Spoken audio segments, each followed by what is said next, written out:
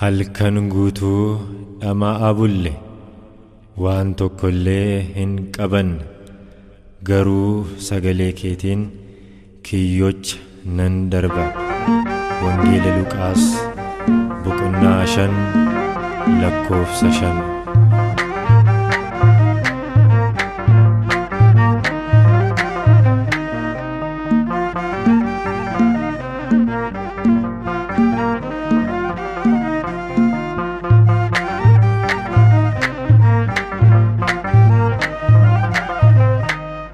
Simale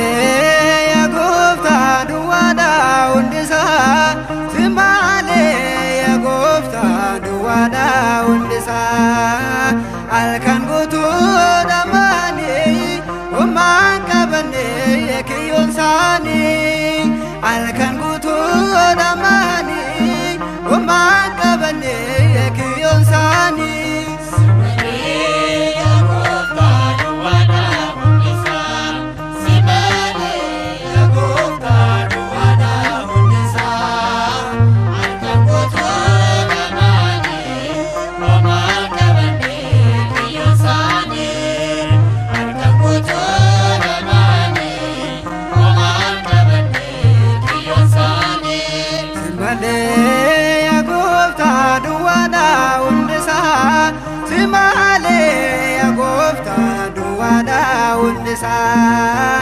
Alkan gutu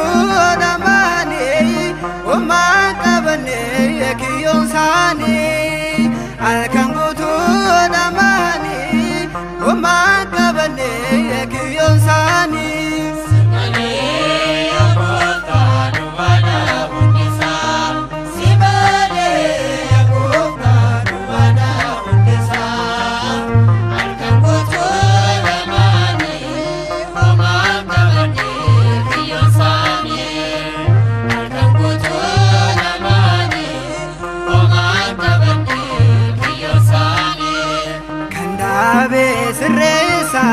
Gorsike doa kasa gofta gadunke sarren simbegne persiste alaga durate yera jojete Simale ya gofta duwada undisa Simale ya gofta duwada undisa alkan gocho damani oman kabane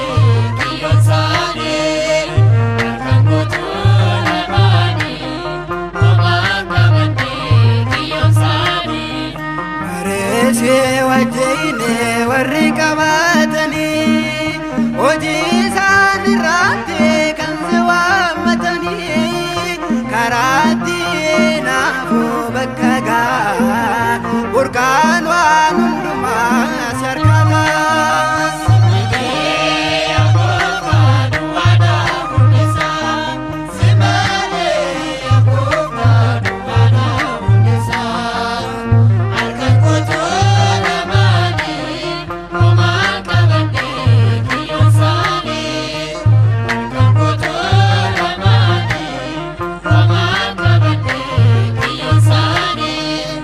Satera tufe enu talu Abban kabenya se kaniye sajalu Kelensa nagenya se taboma Oso kanan tane malto adima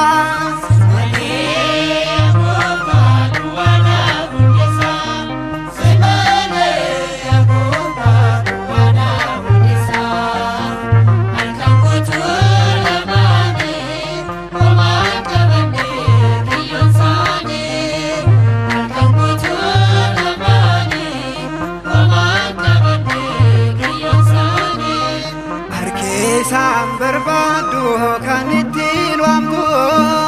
sochii goolarbaanu inna boomtu lafarraa kan jiru bishaan keessa hundumaa